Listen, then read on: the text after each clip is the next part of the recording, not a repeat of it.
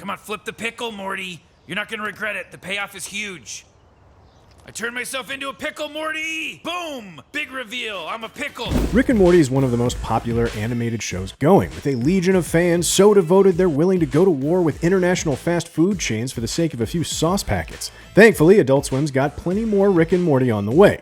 But while we wait for new episodes to drop, let's check out some things about the origins of the series, its unusual shared universe ties, and the creation of Rick's most memorable catchphrase. Shum shum, slippity dop! No, not that one. Here are 7 things you didn't know about Rick and Morty.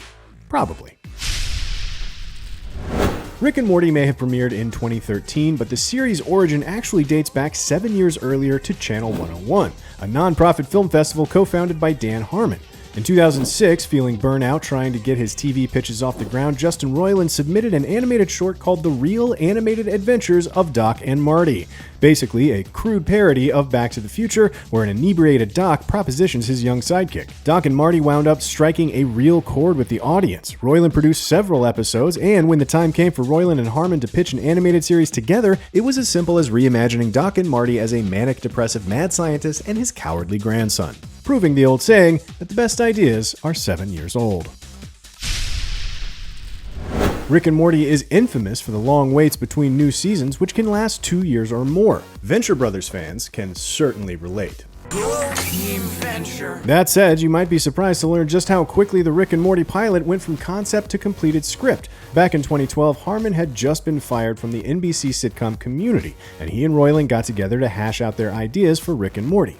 Harmon told the LA Times, "We were sitting on the floor cross-legged with laptops, and I was about to get up and go home when he said, 'Wait, if you go home, it might take us 3 months to write this thing. Stay here right now and we can write it in 6 hours.' He just had a premonition about that, proving the other old saying that the best ideas only take 6 hours. The whole point of freezing time was to stop giving a f***. Put a shirt on your dumb dad, and let's get this dumb universe rolling. Let's do this thing." All right, moving on. Next thing. Fortunately for Community fans, Harmon's firing would turn out to be short-lived. Harmon returned for the final 2 seasons, juggling that sitcom alongside his role on Rick and Morty. Harmon even has a habit of blending the 2 worlds together. The season 2 episode Autoerotic Assimilation shows Rick watching a show that's basically an intergalactic version of Community. Now make them all make fun of the blonde one. Now cancel it. Okay, now put it back on. Many of the stars of Community have also voiced characters on Rick and Morty, including Joel McHale, Gillian Jacobs, Allison Brie, John Oliver, Jim Rash, and Keith David. Meanwhile, a Community Season 5 episode shows Danny Pudi's Abed watching an episode of Rick and Morty, and Roiland himself voiced a character in the season finale. Look at me, I'm Ice Cube Head! And speaking of voiceovers, that's a segue. Let's talk about Jerry, that wonderful, pathetic family man who always seems to be the universe's punching bag. Wasn't always written as such a sad sack. Originally, he was supposed to be a much more traditional sitcom dad, and in another universe, he might have been voiced by veteran sitcom dad Bryan Cranston. Cranston, whose notable dad roles include Hal on Malcolm in the Middle and Walter White in Breaking Bad, auditioned multiple times for Jerry, but the part instead went to the voice of 7 out of 10 of your favorite characters, Chris Parnell. It was only after Parnell was cast that the writers realized they had Jerry all wrong and started portraying him as the perpetual loser we all know and love. But you know what else we love? Rick's funky catchphrases. Wubba lubba dub dubs!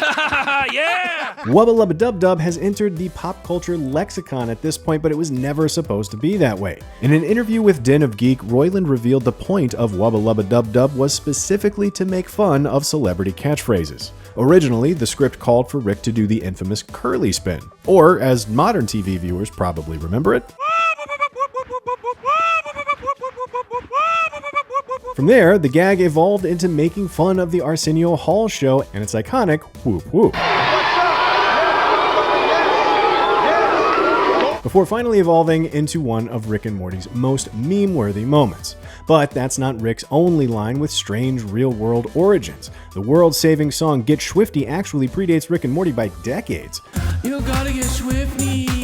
Roiland reveals he originally wrote it as a child, not realizing one day it would show up on t-shirts and internet forums the world over. We've already explored the close relationship between Rick and Morty and Community, but did you know the series has also crossed over with fellow animated sitcoms The Simpsons and Gravity Falls? You may remember the elaborate couch gag that opens the 2015 Simpsons episode Mathlete's Feet and features Roiland voicing both Rick and Morty, but you may not know the connection to Gravity Falls is much more subtle and intriguing. While each show is packed with cameos of the other, including a pair of Morty twins that look suspiciously like Gravity Falls protagonists Dipper and Mabel Pines, there's a brief crossover only the most hardcore of fans would ever notice. In the Rick and Morty episode Close Rick Counters of the Rick Kind, Rick opens a portal and a mug, a notepad, and a pin fall out. In the Gravity Falls episode Society of the Blind Eye, the character Stan is seen losing those same 3 items in a portal that has fueled all sorts of theories about the two shows existing as part of a shared multiverse. And don't forget that The Simpsons has crossed over with The Critic, King of the Hill, Family Guy, Futurama, and countless other sitcoms. It's all connected, people. Let's close things out on an uplifting note. Most of us have grown to despise April Fool's Day, a holiday where corporate social media accounts play mean tricks on gullible people, but as Rick and Morty fans can attest, every once in a while this lamest of holidays actually results in something good.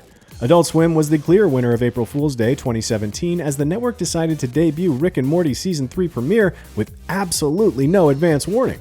Adult Swim continued to air the new episode over and over for a full 4 hours, with the ratings steadily climbing as more and more fans caught wind of what was happening. Sadly, Adult Swim has yet to repeat that surprise gift to fans, but it is a welcome reminder that you never know when Rick and Morty will come out of hiding to make the world a sillier place. Dark, dark, silly place. That's all we have for this episode of Things You Didn't Know, but let us know in the comments what your favorite obscure, nonsensical Rick Sanchez catchphrase is, and make sure to subscribe to IGN Movies and TV no matter where you are in Dimension C-137.